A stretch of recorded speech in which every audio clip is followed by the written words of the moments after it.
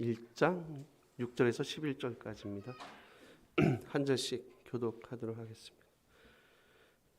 그들이 모였을 때 예수께 여쭈어 이르되 주께서 이스라엘 나라를 회복하심이 이때니까 하니 이르시되 때와 시기는 아버지께서 자기의 권한에 두셨으니 너희가 알 바 아니요 오직 성령이 너희에게 임하시면 너희가 권능을 받고 예루살렘과 온 유대와 사마리아와 땅끝까지 이르러 내 증인이 되리라 하시니라. 이 말씀을 마치시고 그들이 보는데 올리어 가시 구름이 그를 가리어 보이지 않게 하더라. 올라가실 때 제자들이 자세히 하늘을 쳐다보고 있는데 흰옷 입은 두 사람이 그들 곁에 서서 이르되 갈릴리 사람들아 어찌하여 서로 하늘을 쳐다보느냐 너희 가운데서 하늘로 올려가신 이의 하늘로 가심을 본 그대로 오시리라 하였느니라. 아멘.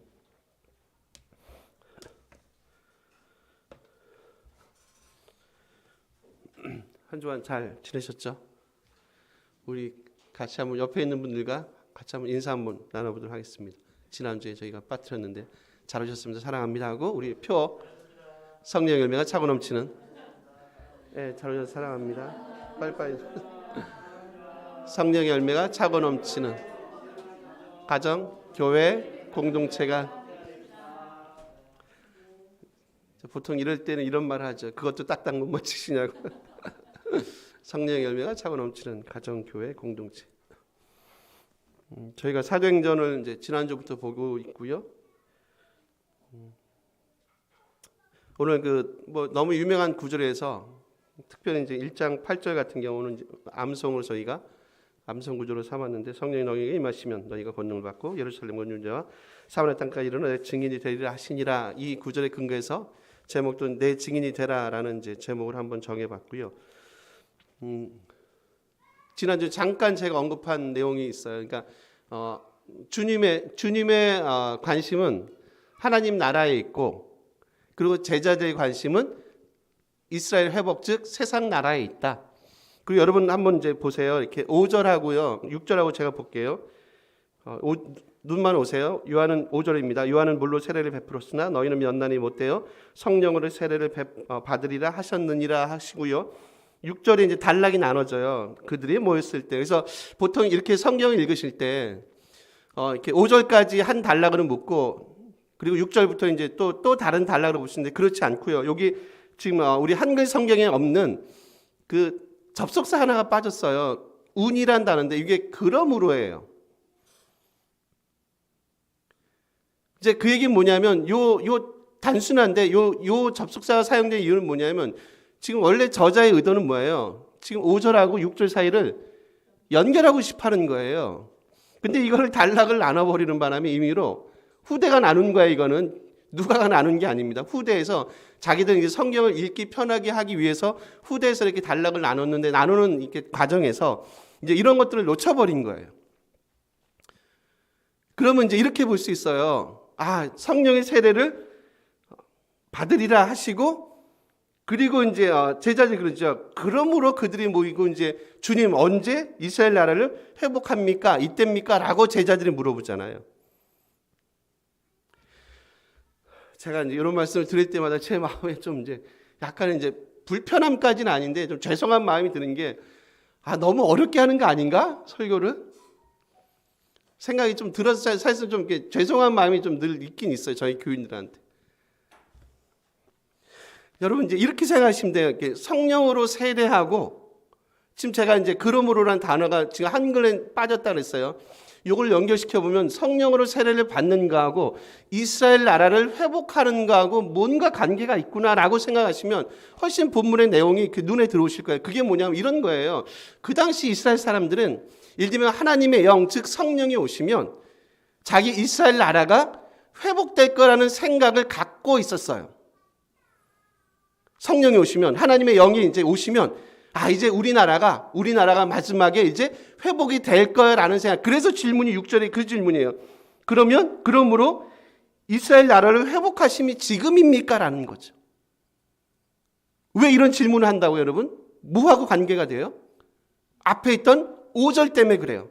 성령의 세례, 성령이 오시면, 이제 오시면, 그렇구나. 성령께서 오시면 이 말세의 성령이 오시면 이제 우리나라가 회복이 되겠구나라는 생각을 갖고 있던 그 당시 제자들 때문에 지금 이런 식의 얘기가 나온다는 거죠.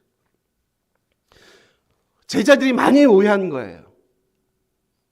아까 말씀한 대로 제자들의 생각은 어디에 있냐면 이스라엘 나라의 회복됨, 즉 그는요 미래의 어떤 회복 쪽에 초점이 많이 가 있고요.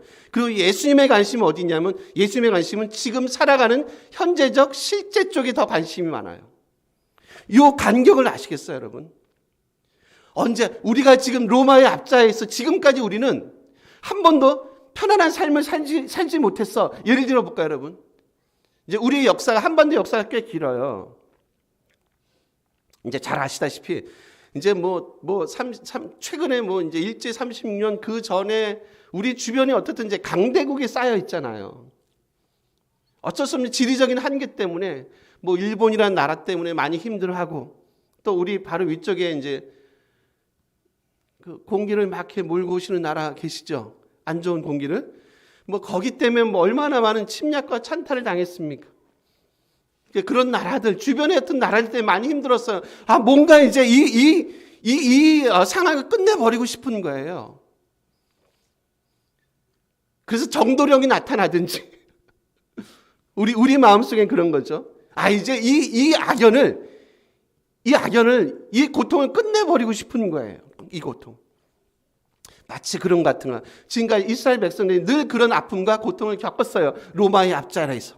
그 이전에는요, 예를 들면 시리아의 압제 아래에서, 그 이전에는요 애굽의 압제 아래에서, 그 이전에는요 헬라 그리스의 압제 아래에서, 그 이전에는요 뭐죠? 바벨론, 그 이전에는 아수르. 별로 독립적으로 살아가는 시절이 많지 않아요. 이제 이 악연을 끝내고 싶은 거예요. 그래서 그들 가운데 뭐가 생겨요? 기대감이 있어요.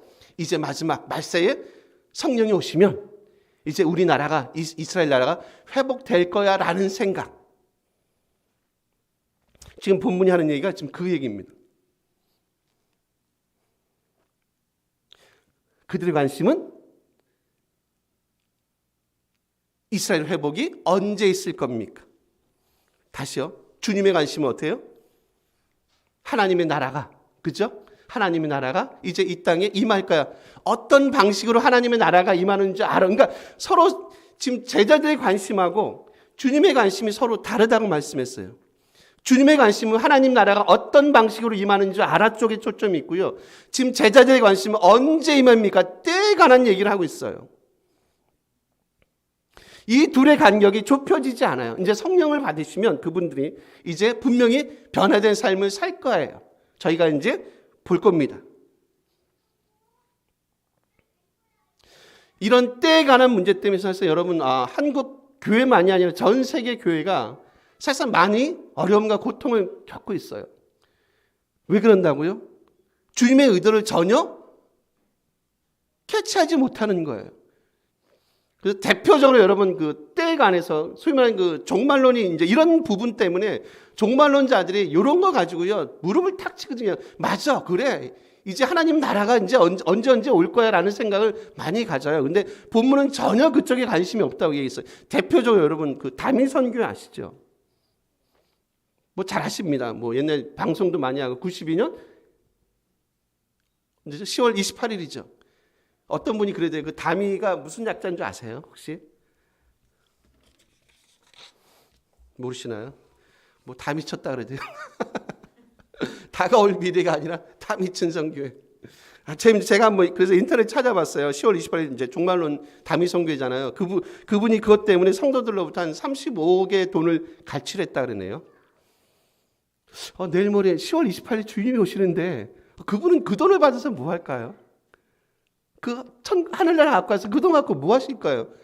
금은 보석으로 꾸민 집을 사실라 그랬나? 이장님 씨는?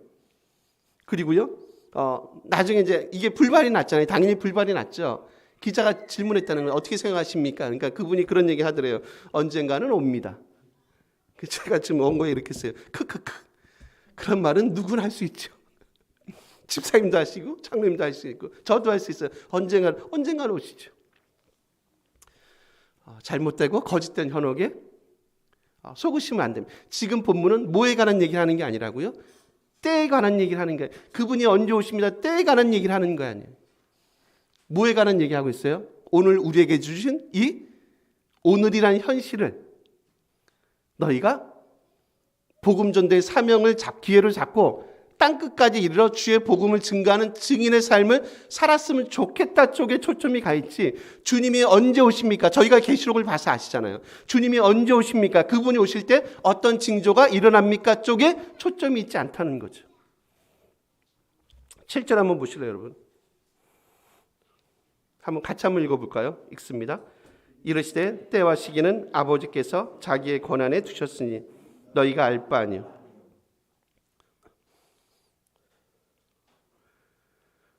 뭐 하지 말라고요? 관심 갖지 말래요. 자꾸 너희들의 시선을, 우리들의 시선을 미래로 돌리지 말래요. 중요한 건 뭐라고 지금 말씀한 대로 오늘 살아내 지금 현재, 오늘 현재가 너희들 가장 중요한 거야. 왜 자꾸 하나님 아버지의 영역인 그곳에 왜 너희들 마음을 쏟지? 여러분, 제 말이 아니에요. 죄송합니다. 이 방송이라는, 제가 계시록을 조금 알잖아요. 계시록은 다 기억나시죠? 어느 시제 지향적이라고요? 현재 지향적이에요. 미래 지향적이지 않다니까요. 왜 자꾸 성경을 왜 자꾸 거꾸로 읽으세요? 오늘 본문도 그러잖아요. 야, 너희도 상관할 거 없어. 그 미래 이스라엘 나라가 회복이 되건 하나님 나라가 이 땅에 오건 그건 다 누구의 소관이라고요? 다 하나님의 소관이야. 너희들 거기 신경 쓸 거 없다?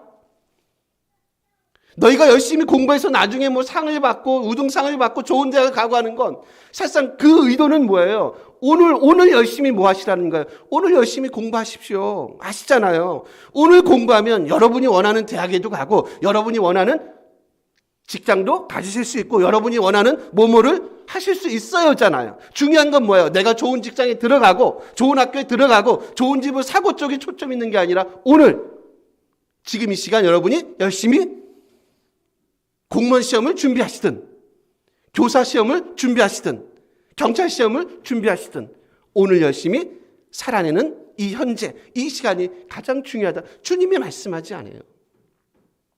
7절에 그 얘기하는 거 아닙니까?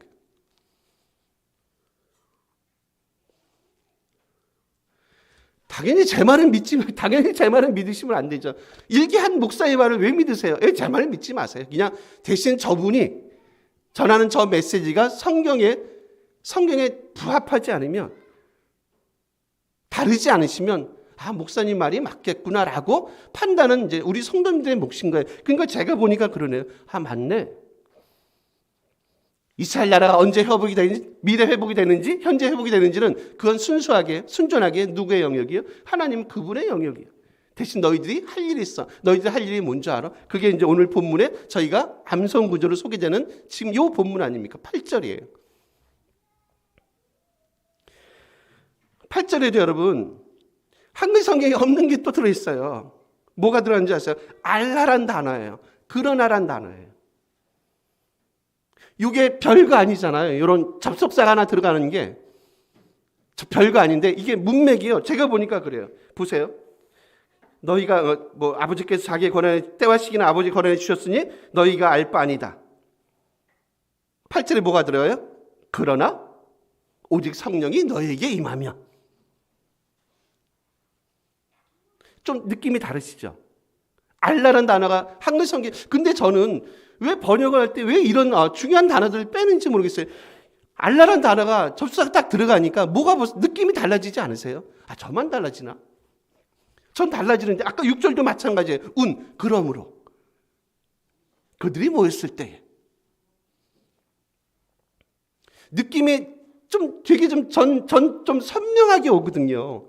7절하고 8절이 이렇게 연결이 되고 5절하고 6절이 이렇게 연결이 되는구나. 때와 시기는 너희가 알 거 없어. 그러나 성령이 임하면. 그래서 여기 성령을요. 보통 이제 우리는 자꾸 성령하면 우리 머릿속에 딱 떠오르는 건 뭐는 딱 한 가지, 획일적인 그 한 가지 생각밖에 없어요. 뭐예요? 소위 말하는 능력이라는 거예요. 은사, 예언, 방언, 통변함, 딱 그런 것밖에 없어요. 여러분 그렇지 않죠? 성령께서 갖고 계신 소위 말하는 그 엄청난 그 소위 말하는 힘이, 은혜가, 능력이 얼마나, 그 스펙트럼이 얼마나 넓겠어요. 기억나시죠? 제가 이제 저희가 수요일에 보고 있어요. 에베소서에서 그 성령 충만을 뭘로 봤어요? 관시로 봤어요. 관계로 봤어요. 이제 사도행전 4장 나올 거예요. 그 사장에 나오는 성령 충만을 뭘로 봐요? 제가 기억나십니까? 삶을 나누는 걸로 봤어요. 다르다. 에베소서 말씀하시는 성령 충만, 성령이 충만한 거하고 지금 사도행전, 우리가 얘기하는, 이 사도행전 얘기하는 이 성령 충만이 다르구나. 오늘 1장 8절도 마찬가지예요. 성령이 너에게 임하신다. 이 성령은요, 뭐하고 관련이 있는 줄 아세요? 은사적과 관련 있는 내용이 아니에요. 특히 여러분 8절 중간에 보시면, 손 넘겨주시면 너희가 권능을 받고란 단어 있잖아요. 뭐죠? 이 단어는 잘 아시죠? 디나미스라는 단어 아시죠? 보통 뭐 다이나마이트 막 폭발력 그렇게 얘기해요. 근데 여러분 생각해 보세요. 조금만 생각하시면 돼요. 복음을 증거해요. 너희가 땅끝까지 복음을 전했으면 좋겠어가 지금 예를 들면 예언을 말하고 방언을 말하고 통변을 말하고 하는 거하고 관계가 있을 것 같아요? 없을 것 같아요? 별로 없을 것 같지 않으세요? 그러면 복음을 증거하기 위해서 우리가 성령의 능력을 입는다는 건 뭐예요? 결국 이 디나미스라는 단어를 조금 다르게 번역이 되는 거예요. 그게 뭐냐면 용기가 필요하고요, 담대함이 필요하고요, 말씀에 대한, 주님에 대한 확신이 필요하고요, 삶에 대한 통찰력이 필요한 거예요. 그게 뭐예요? 성령께서 우리에게 주시는 능력이에요. 그게 왜 필요해요? 필요하죠. 뭐 하기 위해서요? 땅끝까지 주님의 증인의 삶을 살아가기 위해서 필요한 건, 우리가 방언을 말하고 예언을 말하고 그런 것보다도 하나님 너무 삶이 곤고해요. 예를 들면 쉽지 않아요. 근데 저에게 이 위임을 주셨어요. 그래서 저에게 필요한 게 있어요. 방언을 말하고 예언을 말하고 그런 게 아니라 주님 저에게 이 복음을 담대하게 전할 수 있는 뭐를 달라고 기도하시겠습니까? 여러분 같으시면 용기가 필요한 것 같아요. 주님 내게 담대함을 좀 허락했으면 좋겠습니다. 내게 좀 확신을 주십시오. 부활의 확신을 주시고요, 승천의 확신을 주십시오. 그래서 굳이 예수께서 40일 동안 제자들과 함께 계시면서 뭘 주십니까? 제자들에게 확실한 증거를 보여주잖아요. 뭐 하게요? 그들이 이 말씀을 증거하는데 뭘 주기 위해서요? 확신, 용기와 담대함.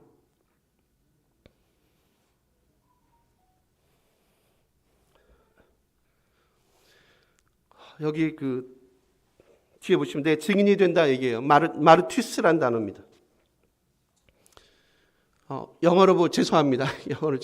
영어 그 순교자란 단어, 머터란 단어가 있어요. 그 순교자란 단어, 머터란 단어에 원래 그 어원이 파생이 된 게 뭐냐면 여기서 나오는 증인, 마르투스란 단어에서 파생이 돼요. 즉 증인이 된다는 건 단순히 그냥 성경책 하나 끼고 전도지 하나 들고 길거리 나가서 전도지 뿌리면서 교회 다니세요, 뭐 평안교회 오세요, 이제 그 정도 수준을 얘기하는 거 아니에요.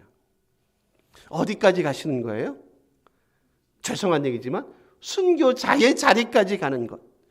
그래서 여러분 그 증인이라는 이 단어가 신약 성경에 35번이 사용돼요. 근데 사도행전에서만 13번이 사용돼요. 많이 사용되죠. 많이 사용됩니다. 35번 중에 사도행전만 13번 사용된 단어가 증인이라는 단어는 마르투스예요. 예수께서 승천하시면서 결국 제자들에게 알리신 최고의 위임, 최고의 명령은 뭡니까? 야, 너희들 성령 안에서 용기를 가졌으면 좋겠어. 담대했으면 좋겠어. 확신을 가졌으면 좋겠어. 그리고 너희가 이 복음에 순교자의 삶을 살았으면 좋겠어. 왜 그런 요청을 하십니까? 왜 그런 요청을 하시죠? 왜 그러신다고 생각하세요, 여러분? 주님이 걸어가신 거 아니에요? 주님이 그 길을 가셨잖아요.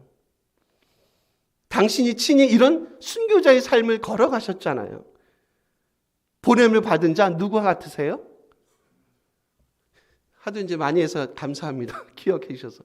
보냄을 받은 자인 제자는 보낸 자인 누구와 같습니까? 주님과 같은 게 맞습니다. 그분이 사셨던 그 삶을 우리가 살아내는 게 맞고요. 그분이 하셨던 그 사역을 우리가 해내는 게 맞아요. 그게 뭐예요? 주님이 원하시는 그게 뭐예요? 그게 이 땅을 향한 관심 아닌가요?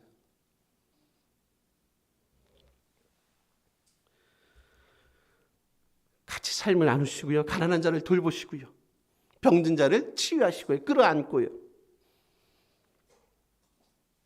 이 땅에 누구도 관심을 두지 않는 사람들에게 끊임없이 그 사랑의 손길을 내미는 삶을 사셨던 주님. 바로 그런 삶을 누구에게 위임합니까? 당신의 제자들인 우리들에게 그 삶을 위임하지 않습니까?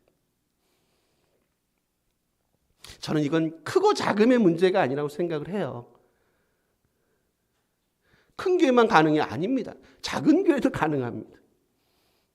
여러분 혹시 기사를 보셨나 모르겠어요. 제가 한번 기사를 보는데 그런 기사가 떴어요. 아시아 최고의 부자가 어느 나라에 있는 사람인 줄 아세요? 뭐 워낙 부자들이 많으시니까 아시아 최고의 부자가 어느 나라에 있는 분. 보셨습니까? 찍으셨습니까? 보셨습니까? 감사합니다. 어쨌든 인도에 있답니다. 인도. 뭐 수백조 재산이 되나 봐요. 아시다시피 인도는 세계에서 제일 못 사는 나라 중에 속하죠. 물론 똑똑한 사람이 많은 건 사실인데 저희가 알기로는 엄청나게 못 살잖아요. 진짜 힘든 분 너무 많거든요. 너무 아이러니하지 않으세요? 거기에서 세계 최고의 부자가 그 인도 사람이라는 거죠. 뭐 그분이 나쁜 짓을 그러지는 않겠죠. 정당하게 사업을 했겠죠. 근데 좀 되게 역설적인 건 사실인 것 같아요. 가장 못 사는 나라에 속하는 인도에서 아시아에서 최고의 부자가 인도 사람이라는 거예요. 만약에 그분이 주님을 믿었다면, 이 예수님의 이 위임 명령을 그분이 들었다면 삶을 나누지 않겠어요. 그 엄청난 재산을 통해서 같이 정말 힘들어하는 그들에게 삶을 나누면서 같이 빵을 떼면서 그 주님이 주셨던 이 위임 명령 가서 진정으로 하나님 나라의 그 실체를 너희를 통해서 좀 드러냈으면 좋겠다. 증인의 삶을 살았으면 좋겠다. 순교자의 삶을 살았으면 좋겠어. 돈을 포기한다는 건 이것도 순교 아닌가요? 요즘에 총칼로 맞아 죽는, 총칼로 이렇게 돌아가시는 경우가 거의 없잖아요. 그죠? 내가 정말 사랑하는 그 재물을 포기하는 것, 그거 순교 아닌가요? 내가 정말 좋아하는 내 취미를 주님을 위해서 포기할 수 있는 것, 그것도 순교 같아요, 저는. 내가 뭐를 정말 좋아하는데 그 내가 정말 좋아하는 그것 때문에 만약에 주님을 믿는 것이 방해가 된다면 그것을 과감하게 포기할 수 있는 마음들, 그것도 순교 아닙니까? 그래서 뭐가 필요하시다고요? 우리가 안 되니까. 그래서 우리에게 성령의 능력을 사모할 것을 요청해요. 말씀한 대로 다시 정리하면 그 성령의 능력이라는 건 어디에 제한되지 않는다고요? 은사 쪽이에요.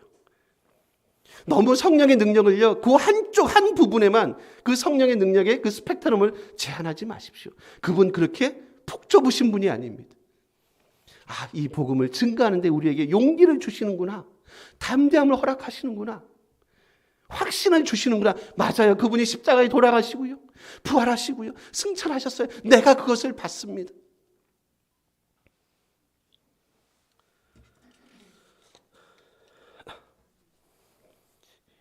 주님이 이런 선교적 사명을 감당하도록 우리에게 오늘도 말씀하시는 그 말씀의 음성이 좀 들려줬으면 좋겠습니다.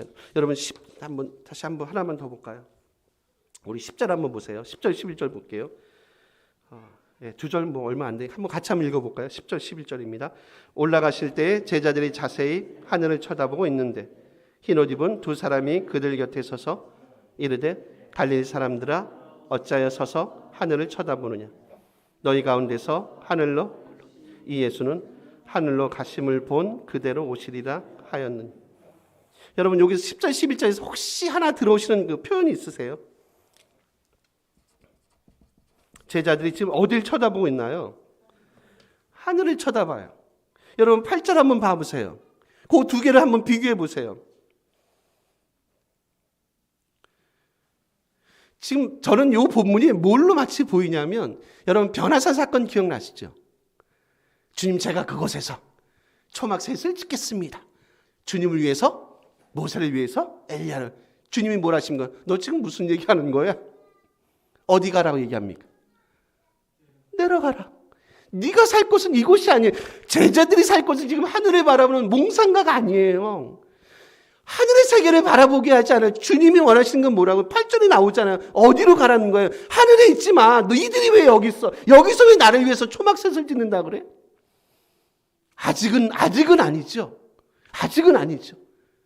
내려가서 그곳에서 아직 못한 그 사역을 감당해야 돼. 너희들 왜 자꾸 하늘을 쳐다봐?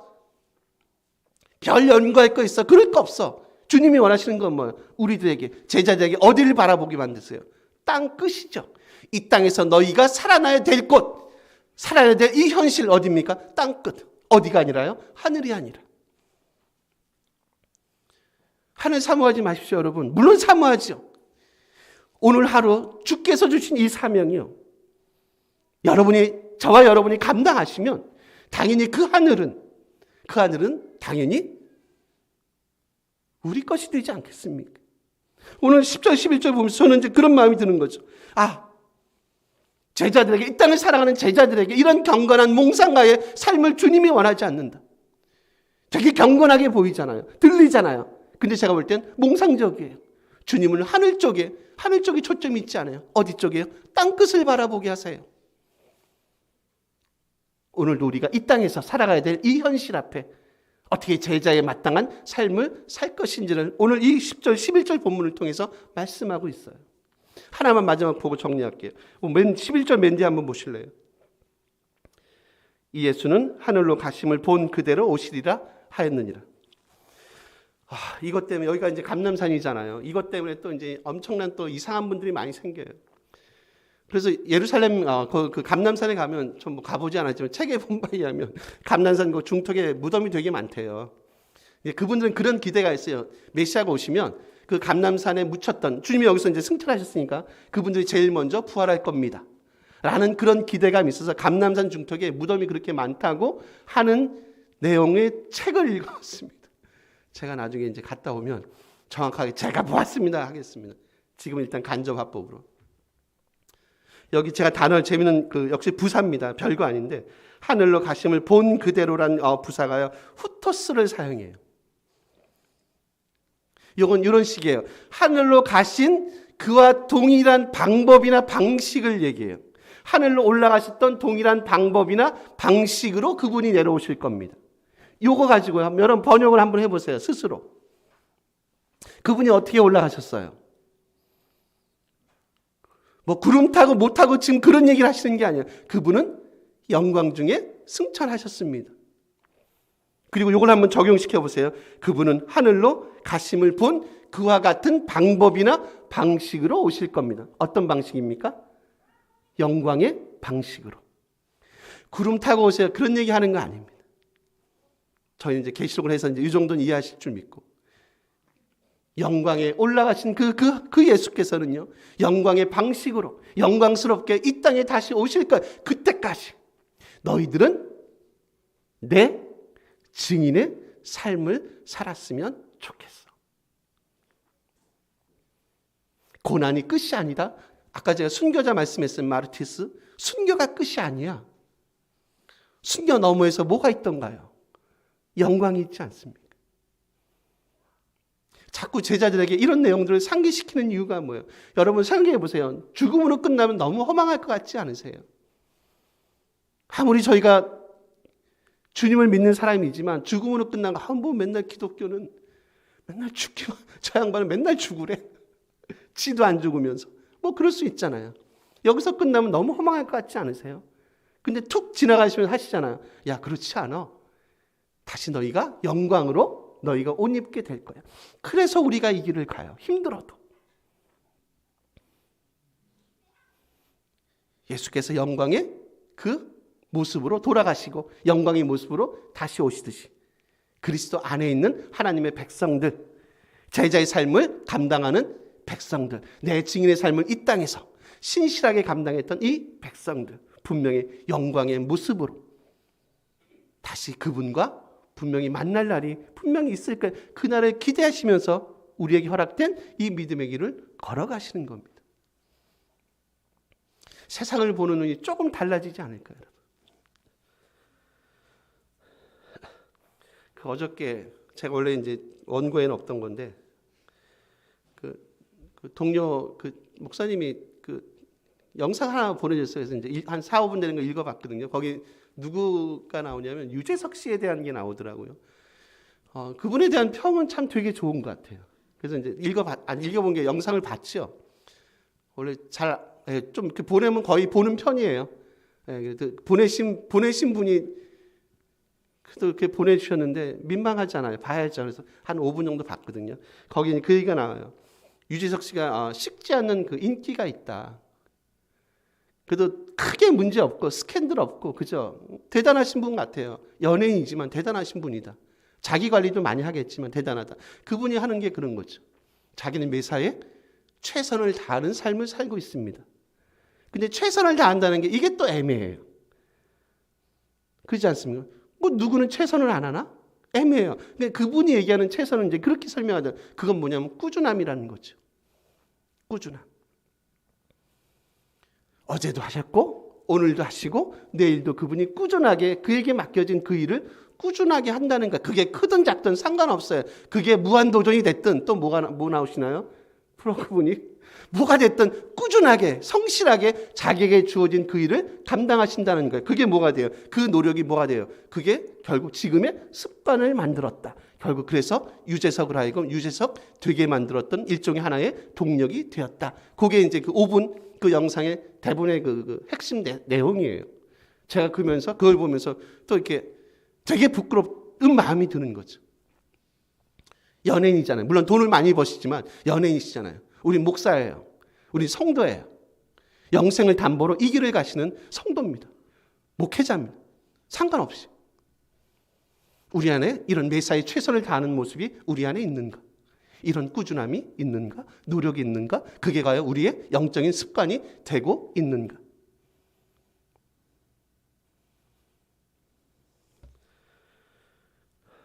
이런 은혜가 그리고 이런 몸부림이 우리 안에 있기를 간절히 소원합니다. 기도하시겠습니다. 주께서 말씀합니다. 내 증인이 되었으면 좋겠다.